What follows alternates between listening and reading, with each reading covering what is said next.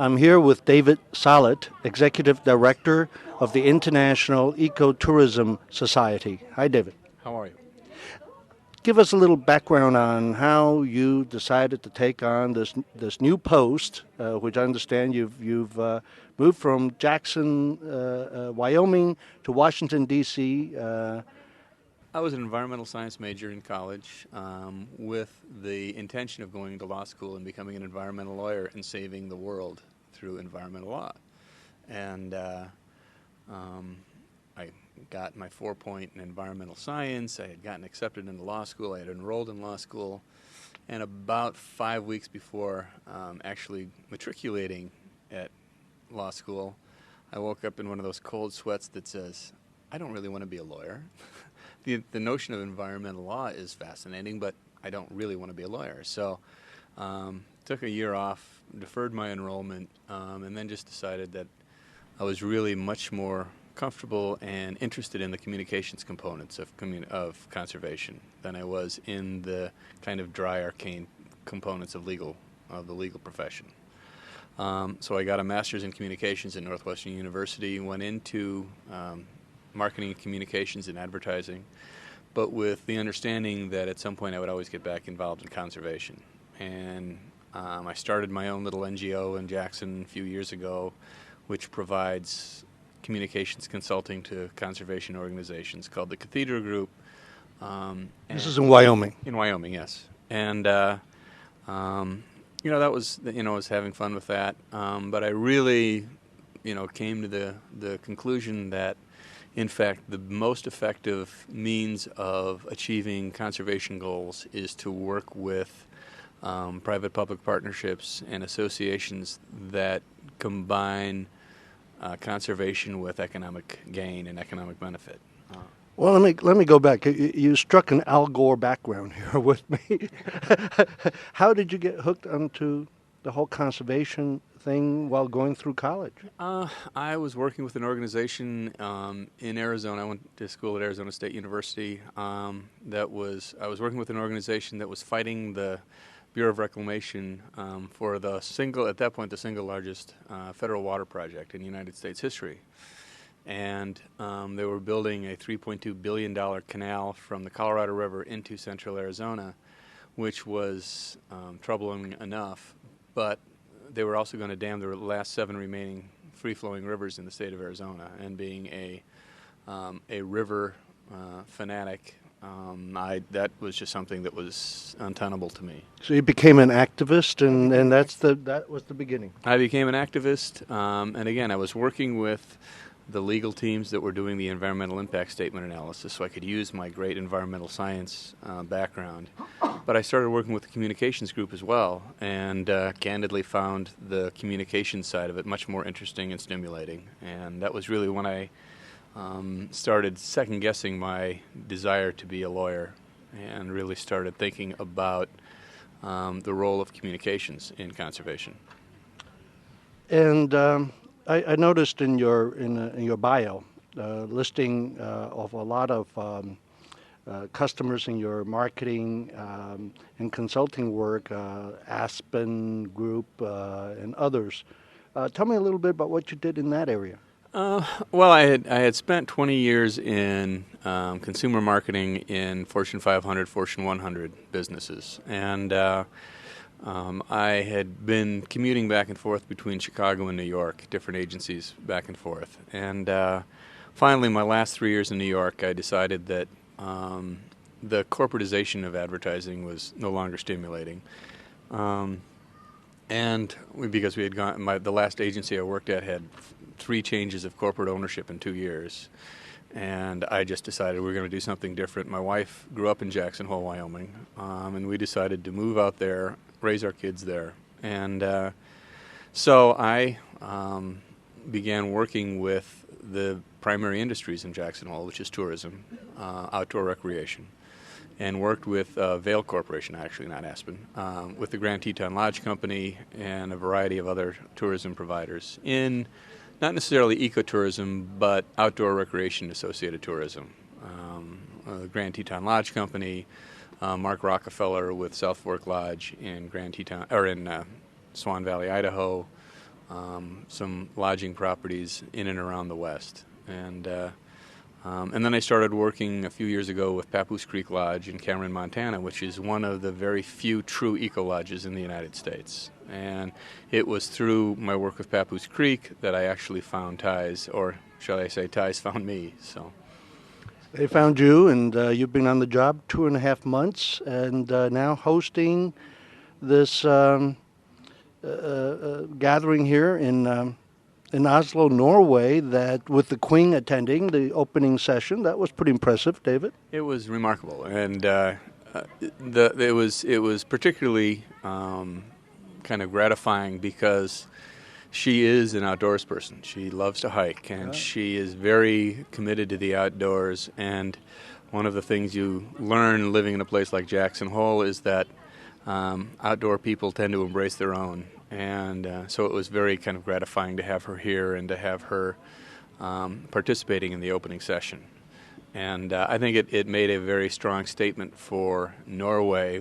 Ecotourism Norway and the ecotourism movement is still relatively young in Norway, and I think it made a terrific statement for Norway and Norway's commitment to ecotourism long term.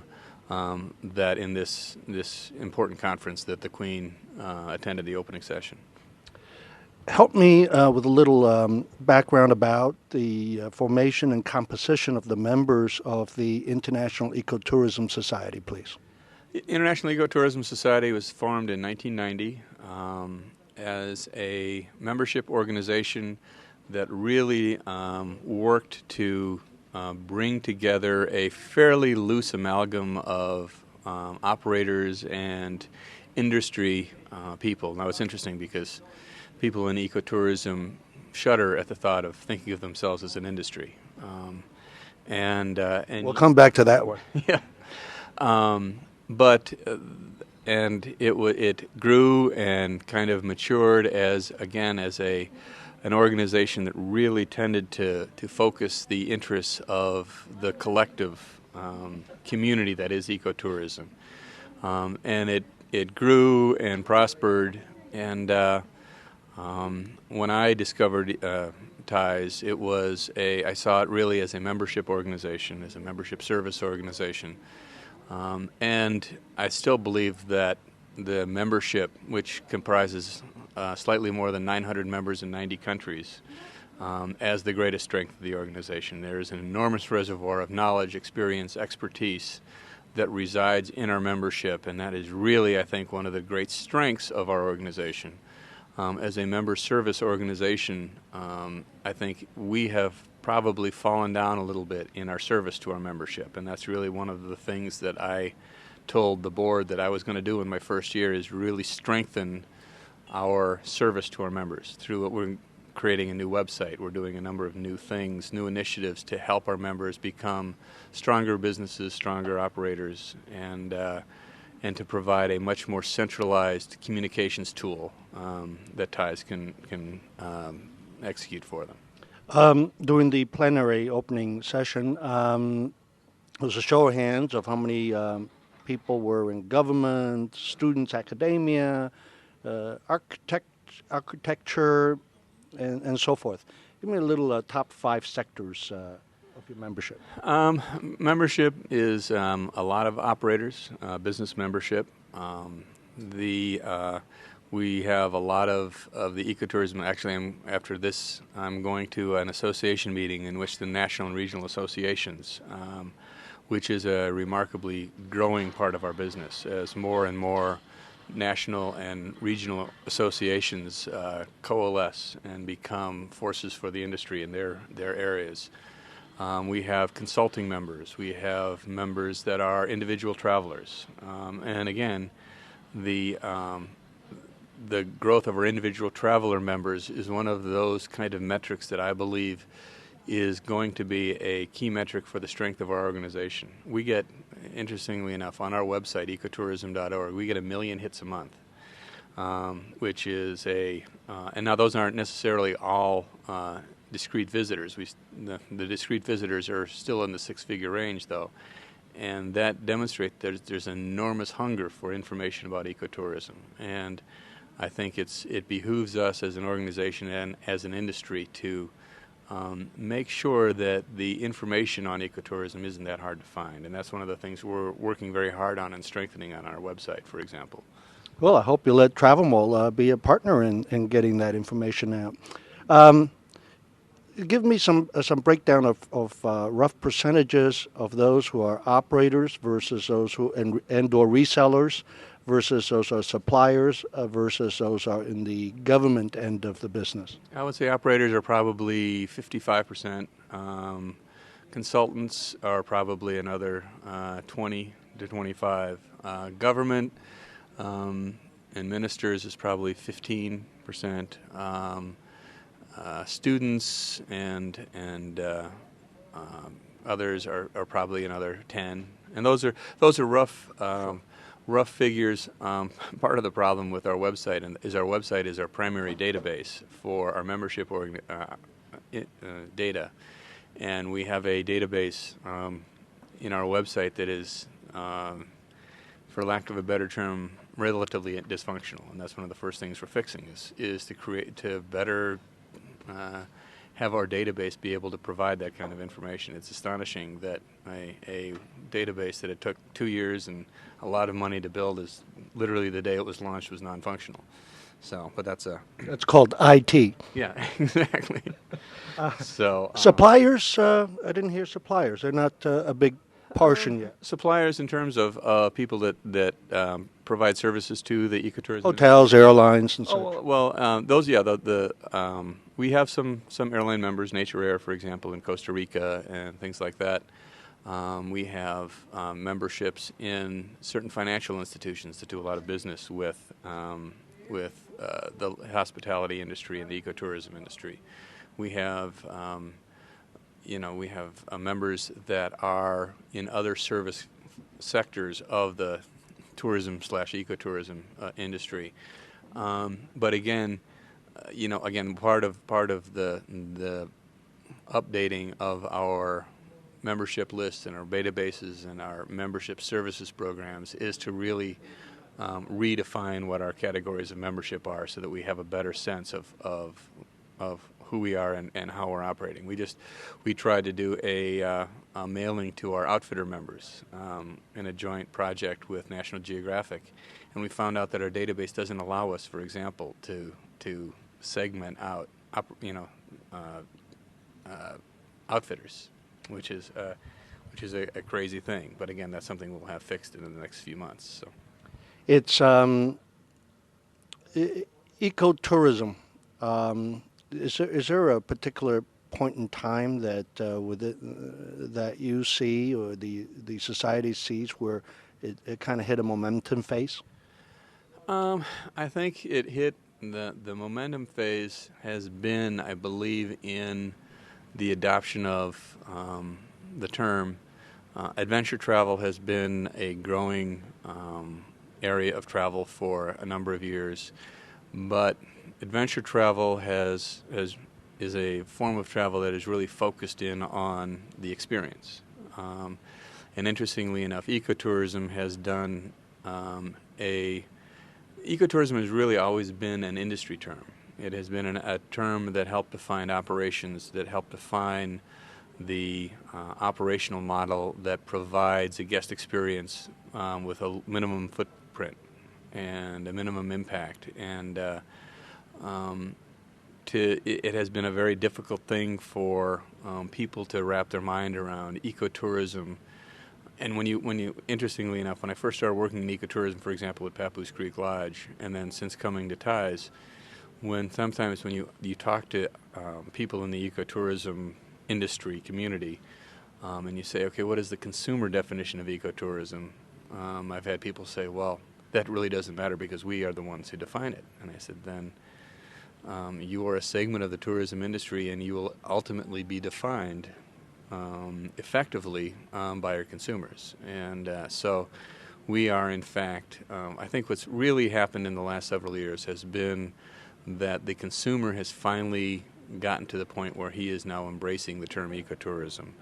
And in doing so, they are, in fact, beginning to embrace the responsibility and the low footprint notion of tourism, and as integrating that into their experience and finding that that process, in fact, enhances their experience by getting them closer to the nature that they're there to see. We were Travel Mall was a sponsor of the Global Travel and Tourism Summit in Lisbon a few days ago, hosted by WTTC, and the participants are the CEOs and chairmen of your largest travel tourism companies around the world. The topic was breaking barriers and managing growth, breaking barriers of growth, Right. and then managing that growth. The first day, when the session started, somehow the topic went to sustainable tourism and remained that being a major focus throughout the 1.5 day summit. I haven't quite figured out how that happened yet, but do you have any reactions to that having taken place? No, and it candidly doesn't surprise me. I mean, I believe that sustainability and sustainable tourism is now the hottest buzzword, and there are people within ecotourism that look for ways to separate the definitions of sustainable tourism and ecotourism. And to me, it's relatively important that we do that over the next few years, because it's terrific, I think, for the good of the planet, for the good of a number of very real goals, that the entire tourism industry is in fact becoming and focusing on operating in a more sustainable fashion. But the truth of the matter is that ecotourism is always going to be associated, or should always be associated, with wildlands, for lack of a better term, the last best places. And the truth of the matter is that ecotourism still has the potential to be the greatest single force in conservation of wild places, because it does provide an alternate economic model for preservation of wild places. I just came back from a workshop in Arendal, Norway, hosted by UNEP and GRID, and interestingly enough, the focus of the workshop was tourism as a vehicle for protected lands. And in other words, how does tourism, be it ecotourism or general market tourism, become a greater force for the development, management, and enhancement of protected lands, which is really what we need to sustain biodiversity on the planet. You ran through a couple of acronyms there, UNEP and GRIP. Could you clarify? Well, UNEP is the United Nations Environmental Program. Okay. GRID is an acronym that represents a division of UNEP that is, and I don't have the exact terms. So that's I think it's in Swedish. Yes, and as one of those things that when you come into a new environment, I'm getting more comfortable with the acronyms, but knowing exactly what they mean is not always Since we're at that, I noticed that the sponsors of the Global Ecotourism Conference here in Oslo also include the UN Foundation, and who else? We have UN Foundation, we have Counterpart International, we have some commercial sponsors, we have National Geographic, we have UNWTO, and a variety of others. UNESCO, I think. No, UNWTO, Okay. and I believe UNESCO. And I'm unfortunately drawing a blank based on jet lag, but we have a variety of and UNESCO is a co-host, actually, now that I think about it. I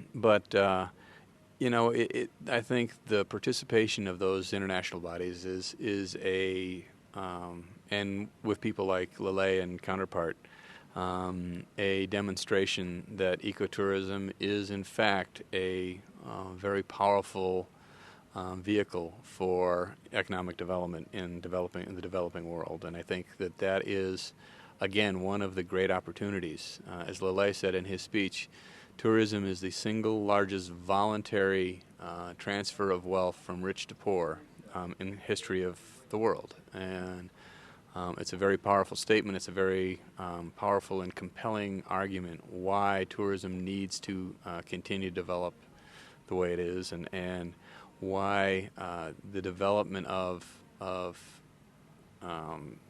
ecotourism in the developing world is still one of the great opportunities in conservation, because not only is there a conservation benefit in terms of conserving biodiversity, but it is a enormously powerful tool for economic development in those places as well, and to provide an alternate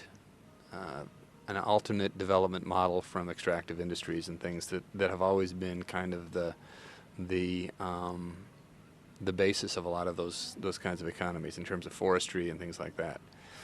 David, thank you very much for allowing Travel Mall TV to be part of this conference, and we look forward to be doing more work with you and to share the going-ons of your society and your conferences with obviously an industry that's very interested in learning more. Well, thank you for Travel Mall for participating in the conference. Having these conferences and meeting only within the realm of the ecotourism industry, again, a term that some people cringe at, it has its values, but the ability to disseminate what is learned and what is the theories and the practices that are advanced here, it's really important to work with people and organizations like Travel Mall to disseminate this, because word of mouth only goes so far, and the participation of Travel Mall we see as an enormous asset to the conference, and we appreciate your being here. You know what's interesting, as you were talking about earlier about your website, the consumer interest to it, we are seeing that the Travel Mall TV shots are being absorbed not only by the trade but also consumers. I would imagine that you're probably starting to see a lot more Travel Mall on YouTube and things like that. And one other point was that 2 days ago, the World Travel and Tourism Council announced their tourism awards. I forgot exactly what it's called, Future Tourism Awards, which is basically a recognition of top sustainable tourism organizations around the world in Lisbon. So it's and that Travel Mall TV captured the winners, interviewed them, and that will be on the Travel Channel, with whom we partner with on those shots. Terrific. And again, having worked with Travel Channel on a couple of programs with some of my clients out west over the last several years, they're a terrific organization, a terrific network. And I believe that as ecotourism grows and as ecotourism continues to be a force for people's enjoyment of the planet and people's enjoyment of nature, that it is going to be a continuing source of, there's going to be the media interest in everything that we're doing, both here at the conference and what you just experienced down in Lisbon, is going to be an enormously growing area. You look at the growth of National Geo TV and Discovery Channel and those kinds of things. One of my clients actually in Jackson Hole was the Jackson Hole Wildlife Film Festival, and when you looked at just in the 7 years that I've been affiliated with the Jackson Hole Wildlife Film Festival, and seeing the growth and power of nature television over the last few years, it's a fairly impressive thing. And I think ecotourism is in the position now to really be that next vanguard in terms of media interest in the environment. Thank you, David. Thank you.